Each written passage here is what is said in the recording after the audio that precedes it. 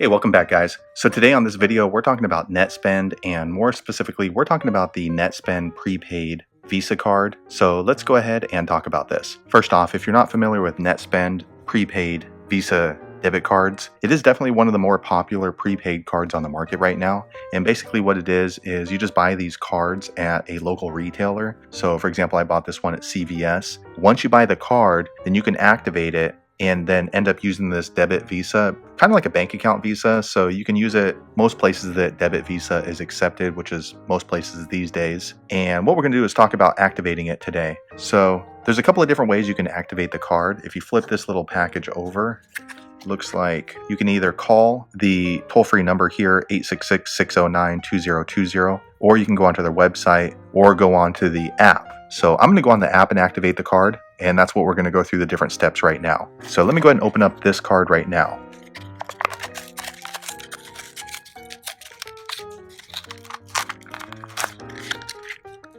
All right, I went ahead and opened up the card now, and then next what you want to do is download the Netspend mobile app. I have iPhone, so it's pretty easy. What you want to do is go to the App Store. Let me go ahead and open that up now. All right, I went ahead and opened up the App Store. Once you're here in the App Store, you want to type in Netspend Prepaid, and it's this orange app right here. I guess it's orange and white. If you don't have the app already, check the video description. I'll try to leave a link there. But let me go ahead and open up the app now. All right, so here's the home screen to the app. As you can see, it says no credit check, no minimum balance, no cost to order or activate. However, my card, because I bought it at CVS, it was $2.95 to purchase this little packet we have right here. So on the home screen, you want to go ahead and click activate. I'm going to go ahead and click there now. All right, next what it's asking to do is either you can give it access to your camera right here, and that way you can just scan the debit card with the card number and security code, or you can just enter it in manually. I'm going to go ahead and enter it in off screen now. All right, I went ahead and entered in the card number now, and I'm going to go ahead and click continue. All right, next the screen pops up for activating the card. You do need to register for online access. So they're asking for my email, create a username and password, and then a couple of security questions. So I'm going to go ahead and enter that in off screen now. All right, I went ahead and entered in all the required information. I'm going to go ahead and click continue now. All right, next it's asking me to create a PIN number, and this PIN number is going to be used for ATM cash withdrawals and also PIN-based purchases, like if you're at the register and they ask for the PIN number. So I'm going to go ahead and enter my PIN number now. All right, I went ahead and chose a PIN number. I'm going to go ahead and click continue now. All right, next I have to verify my identity. So they're asking for my first name, my last name, my home address, not a PO box, date of birth, and social security number, which is kind of strange for a prepaid card. However, they do let you know down here at the bottom that the government regulations require them to collect all that information in order to verify the identity of the cardholder, but they don't issue a credit check for this card. So I'm going to go ahead and enter this information off screen now. All right, once you're done entering in the information like I was, you scroll to the bottom and then you have to check this box. It says that I confirm that I've read and agree to the terms and conditions of the cardholder agreement. If you'd like to read through that, click on that blue line. If you've read it and agreed to it, go ahead and check that box. All right, and now I'm going to go ahead and click continue.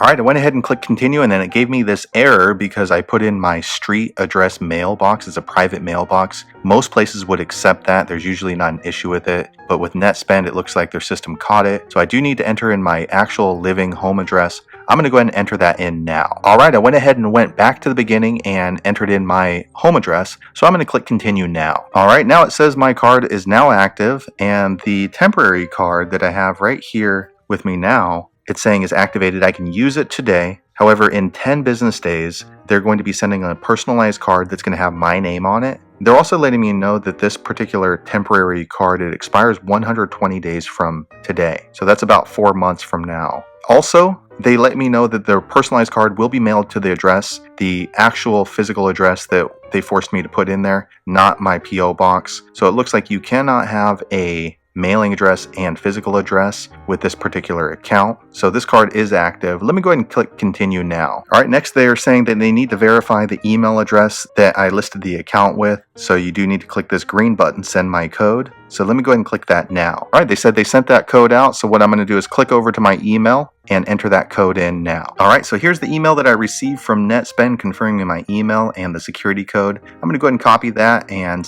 put it into the app now. All right, I went ahead and entered the code, and I'm going to click submit now. All right, now it's saying that since I confirmed the email, I can receive communications electronically via email. And in order to receive communications electronically, I have to review this disclosure now. And let me click there on the green button. All right, so this is a pretty long disclosure about receiving e-documents. Go ahead and read through it, and if you agree to it, click close. I'm going to click there now. All right, next, if you've read and agreed to it, go ahead and change this checkbox to yes and click continue. I'm going to click there now. All right, next it's asking if you want me to accept and enable something called anytime alerts. I don't really like my prepaid debit card to be text messaging me, so I'm not going to agree to that. If you change your mind and want to add that later, you can. So I don't really like them to message me, so I'm not going to agree to either one of those. I'm going to scroll right down here to the bottom where it says not right now, and I'm going to click there now. All right, once again, it's just letting me know the card is completely active now, and then also reminding me that the card, my personalized card, will be mailed to the address here. I'm going to click on go to account now. All right, so there you have it. Now the card is completely activated, and